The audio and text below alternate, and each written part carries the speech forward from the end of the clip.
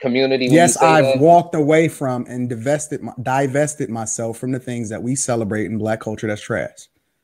So you make that observation as an outside spectator of the Black community? No, I made I just want to make sure I'm getting clarity on what I'm asking you. So the clarity is that I made that observation as a result of what I experienced throughout my entire life. And when I became old enough to realize that it is trash, I learned to divest myself. So it wasn't from an outside perspective. It's based off a real life experience. On both sides, I seen how it affected me negatively. And then when I let go of it, I seen how it propelled me to be successful.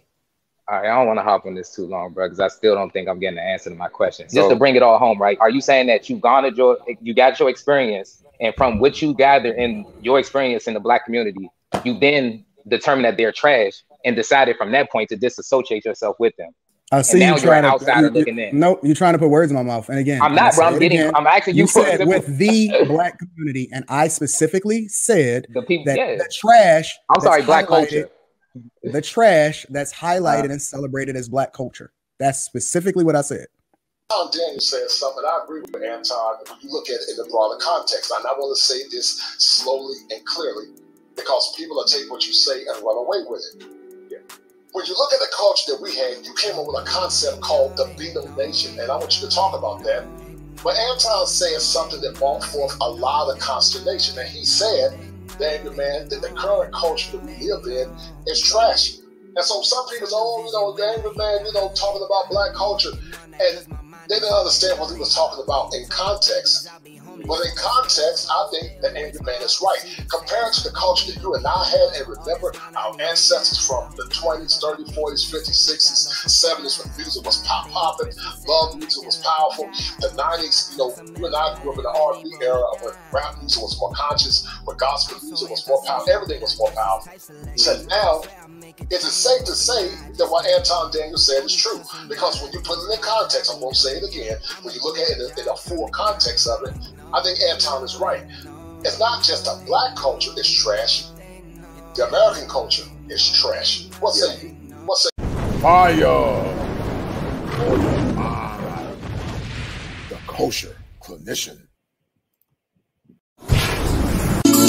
Bringing you live from the greatest state in the union, the Tar Heel State. This is a Ghanaian wedding, as my little niece is about to get married. This is how we do it from the continent, the home of our ancestors. This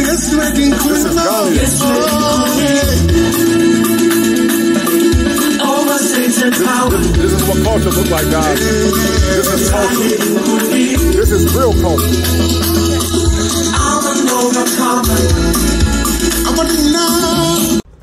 All right, we got my brother Joe here. I'm actually here bringing to you live from Fayetteville, North Carolina. I'm actually part of a Ghanaian wedding, the Ghanaian ceremony. Here's my friend, dear brother Joe. He's actually from Ghana. And we're talking about the relationship dynamics between Ghanaian men and the American men and how the culture is different. Joe, I want to ask you a question. When you think about the American experience, about patriarchy and how the men actually take care and run their families, what's the biggest difference that you see in America, how American men more or less compromise their power versus being in Ghana where the men have a patriarchy and the women respect and honor their men? What's the biggest difference you see being here in America? A guy can meet a woman and they can decide to go to a restaurant and then buy like a nice ring and then they put it on there and then boom, marriage begins. But back home in our culture, it is not about a man or the guy and the woman thing. It's a family thing. Family, right. If I'm a guy and I met a woman, I have to tell my family, and my family have to organize themselves. They have to send somebody to go to the woman I found. You have to go to the woman's family and then arrange a day for these two families to meet. Right. Fine. That is the initial stage. After that, then this my family, that is my mom, my dad, if they are still alive, if they are not, there has to be a family head. We have something that we call family head. Right. Okay.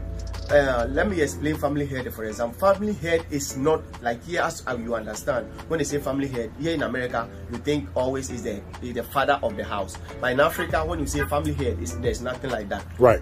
It's not the father of the house. Family head.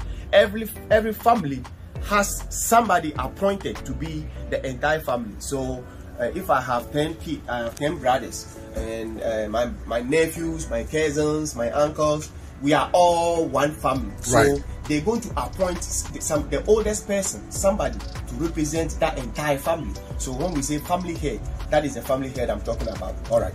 So if your parents are not alive and then marriage is about to begin, what they do is the family head have to step in, and then he has to done all the necessary ceremony that has to be done. Okay.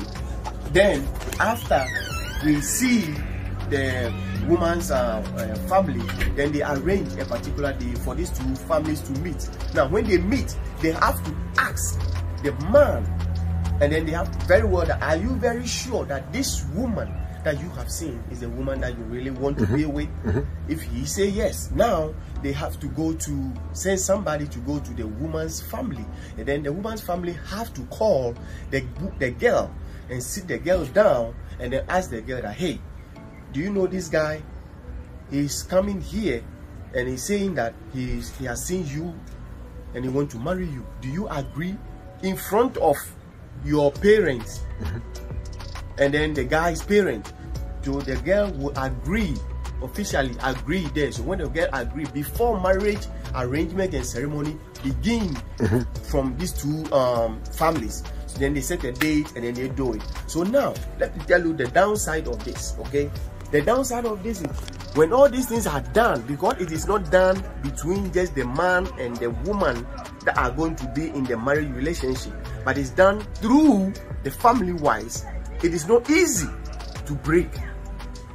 And when you go through that as a woman, you have to be submissive. Even though whenever there is a decision in the family, the final decision is authorized by the man. By the father, yes. By the father. By the father, right. That's the final decision, have to be authorized by. That doesn't mean that a woman, you don't have a say or input. You don't have a yes, input. Sir, right. You suggest it. If you suggest something, the man also bring share his idea, and then if it's something that the two decide to go with, fine. The man authorize it, boom, and then it's done. But the woman initially don't get out to initiate anything without the consent of the father. It doesn't happen like that. Right. In Africa, we don't do that. Right. Right. I want to ask you a question, Mike, while you're thinking. Is Africa a matriarchy or a patriarchy? And when you look at America, would you say America is more matriarchal than patriarchal? You see, those terms, right? Let me say, those terms, when you want to bring those terms into like culture-wise, in the marriage-wise, it doesn't really work. It doesn't work because here in America, there's nothing like that. They don't follow no culture. Right. Whatever seems to be good, because one thing that really causes the whole mess is that the freedom is, see, we are human beings. When you give a human being too much freedom, they override it. You see, but back home, we are, even though we are human beings, we don't have all that freedom for ourselves, because somebody has to regulate. No matter how old you are, you still under somebody. Even if you marry and you leave your parents, you're still under the government who control the country. Yes, sir. You are not of yourself. Right. So no matter how old you are still under somebody.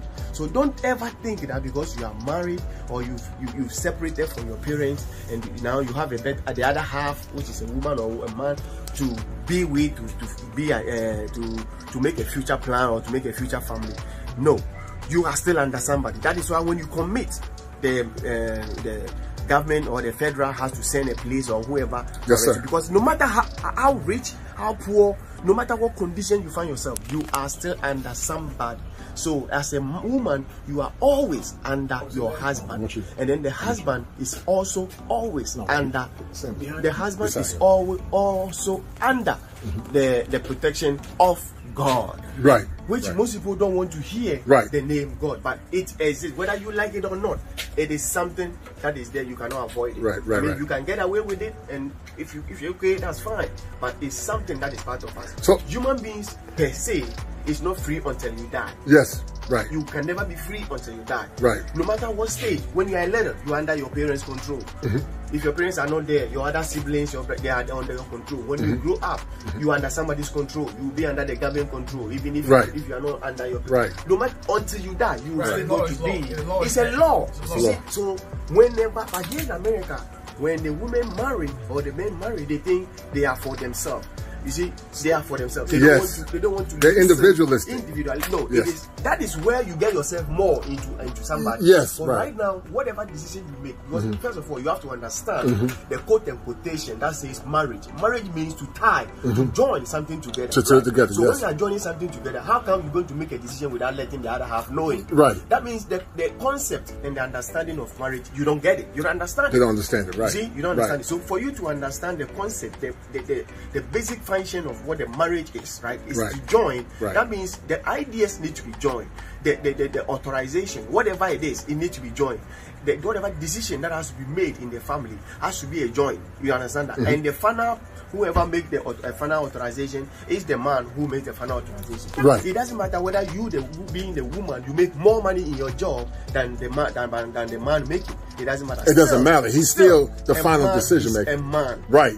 Even if he's jobless or whatever. Just because she makes more money, he's still the final decision maker. Just because he makes less money and you, the woman, coming, the woman make more money, doesn't mean that now because you, the woman, make more money, so now you have to make the final decision. No, the man is still the man. Is still a man. That less job privilege doesn't take his responsibility as a man. No doubt. Thank you, man. We'll continue. Okay. What's your name, brother?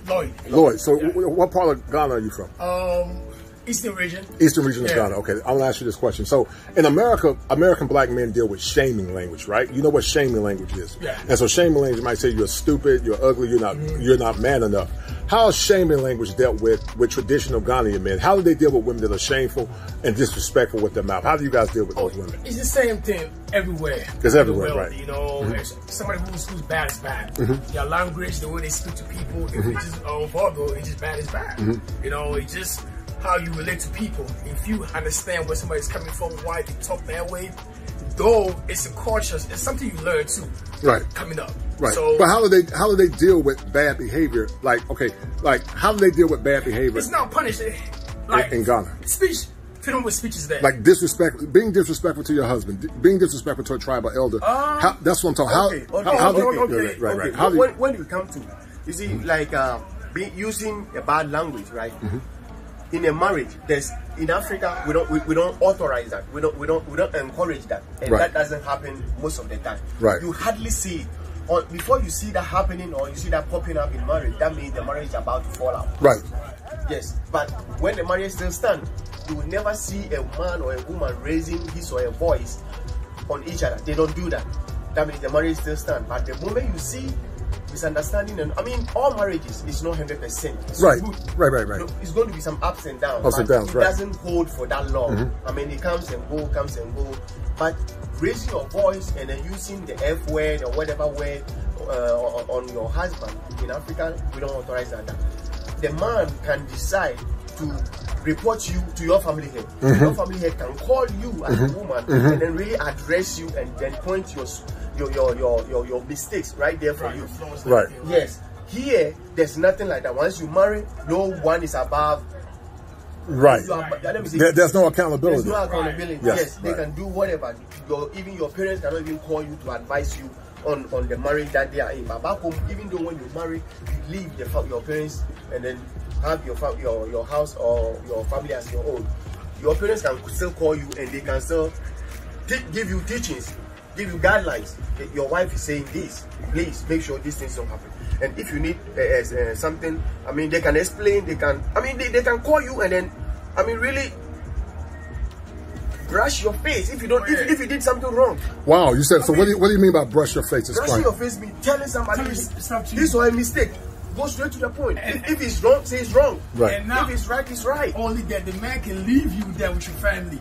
Yeah. Oh wow! He can leave you there for like a week or two. Oh, for bad behavior. For bad behavior. Right. And then before the lady comes back, she has to come not by herself. She has to come with the entire. We have not the entire family. Right. She has to find some elderly person to come, and when they get there, yes sir. When they get to the man's house, right, the lady has to apologize for not repeating this attitude again. Right. If that don't happen, the man don't accept it again. Right. So it sounds like to me accountability plays a major role in the Ghanaian culture. Now let me ask you a question. When you look at American culture, Yeah, when you look at American culture, we're going to speed up. But when you look at American culture, what's wrong with the American culture? When you look at the American culture as it relates to masculinity, what's wrong with the American culture? First of all, Americans don't have a culture. My dad. I mean, they follow everything. Right. We got the Mexicans, we got Africans. They don't have a culture. But far as, you know, as order, you know, order and family and tradition, what do you see wrong with the American culture as it relates to family, order, male authority and tradition? Males don't have no say right now. Yeah. Say it one more time for the audience. Don't have no say. Right, Males right. Men don't have no say. They don't have a say, right? Well, women say it's fine. But does that happen in Africa? So to women that think they can find a better mate in Africa, that makes a woman here in America so it gives you so much power. When you have power, you don't think well. Let me put that right. I'm not insulting anyone. No, I agree. I agree with you. When you have too much power, you don't think. That power has been taken from the men, making you the woman so strong by putting these men into different categories that they go through a lot of hardship and stuff like that. And then the government also have you women, they have your back for they have your back for punishing these men for just a little mistake. I'm not saying I'm praising men who are not responsible for their kids. No man will give a child and say he's not going to support to raise that child. Right. But it depends on before a man make his decision on his child, the attitude of that man depends on the woman that he got, that he got married. You got it back, right. When you turn the man off, men, we are raising him, he's going to blow everything out. So when he blow everything out, it might look like he doesn't want to take care of the child. But meanwhile, that is not the point. But the point is, you, the woman, you have frustrated him so much that he has to come up with all this. Right. But when you do things right, no man on this earth will bring a child or will bring a son or a child to this world and say, I'm not going to be responsible for that. Let me ask you this question. We got to go for the wedding, but women that hit men in Ghana, punch or assault their men, their husbands, is that tolerated? If a woman hit a man in Ghana, what are the repercussions? I don't even think that women hit men in Ghana. It doesn't happen. You can never do say it one more time. Because see, men in America tolerate it, and so, you know, our men in America. In Africa, you would never see a woman raising a man to hit a man. Right. Hit a man. Right. No. What? Beat down. Say it one more time. You get the beat down, and then the cops will be standing right there. Right. And you get the beat down. Right.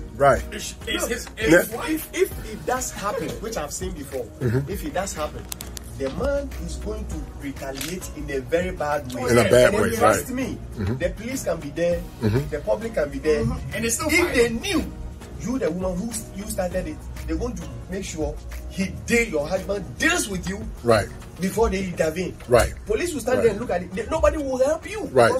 You don't want to be jailed for that. No, and the reason why I ask you brothers that, because there are some American women that say, okay, I want to marry African men. I say, okay, yeah, but African culture is different. It's different. Men in America are too egalitarian, meaning we tolerate more. But in other countries, y'all don't tolerate that. But we know we here. So right.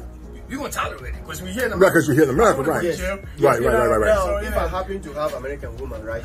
Now, because I'm living on the soil. Right. You have to follow the rules of the land. She might once in a while. I mean, she might try to hit, which I don't have a right to respond back. But in case we are in my country where that is a taboo, you don't do that. It's a taboo, right? It's a taboo. Right. That's not supposed to happen. Right. When we get there, you, the woman, even though you're an American woman, I'm going to tell you here.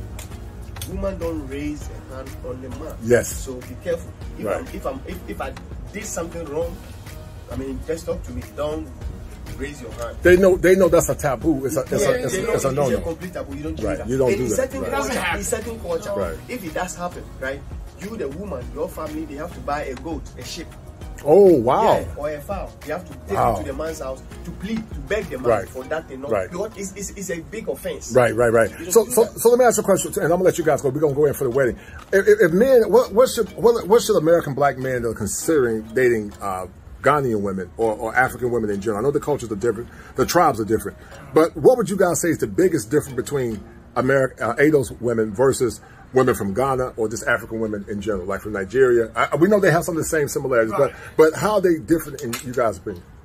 Oh, the respect, man. To me, it's more about respect. Our people back home, they still have the respect. They have respect. For the man. Yes, sir. No matter how they disagree, the respect is there. And what does that respect look like? What does it look like? It's more so of the man being the head. Yes. Yeah, they always. At the end of the day, they whether know the man is the head. You are older than them, you are younger than They them. know the man Once is they the see you as a male structure, that respect is there. It's always there. It's automatic.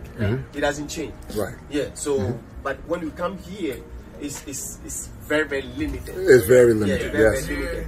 Right. Woman see herself as. They don't even see that equality. I don't buy it because they don't even. They think they are. They do, but when the money, financial, if she make more than you, oh man. But her making more in your country, like I told, there was a woman, there was a billionaire in Nigeria. She was an oil tycoon, and she made billions of dollars. But she said this: she said, "I don't care how much money I make. When I come home, my husband still runs my family." She said her money did not dictate her being the head of the family. The man was the head regardless if he made less. The culture in Africa. In Africa, right. That's the culture in Africa. Right. It's a culture that doesn't change. Right. But now, it looks like because of traveling issues and stuff like that, most of the time when we come here, we live here for that long, we try to adapt some of these things. Things are changing. But when you take it back home, it's a taboo. It's a taboo, People right. beat you up. Right, right. And don't jail for that. Is feminism in Ghana, or you don't see it that much? No, it's not. No. Women or not at all. They're asking Right. for power. None of that. Right. They're not into that.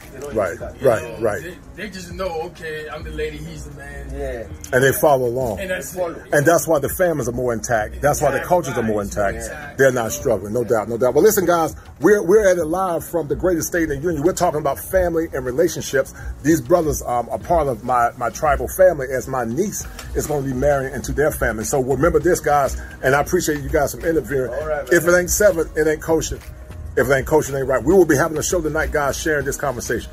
Be well. Bringing you live from the greatest state in the union, the Tar Heel State. This is a Ghanaian wedding, as my little niece is about to get married. This is how we do it from the continent, the home of our ancestors. This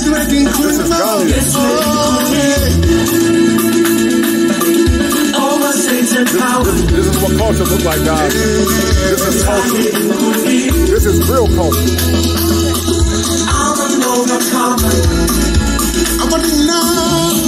Just the black culture is trash. The American culture is trash. What say you? What say you? Definitely. The reason why I came up with the concept of Be No Nation is because I had to figure out a way to separate thinking black people. I had to figure out a way to separate black people of substance from the black people that just don't care. Right. They just, they just don't care. Like it's ridiculous because you have people that they want to raise arguments about certain things that go on today, as opposed to, like, for instance, you have some of the younger guys.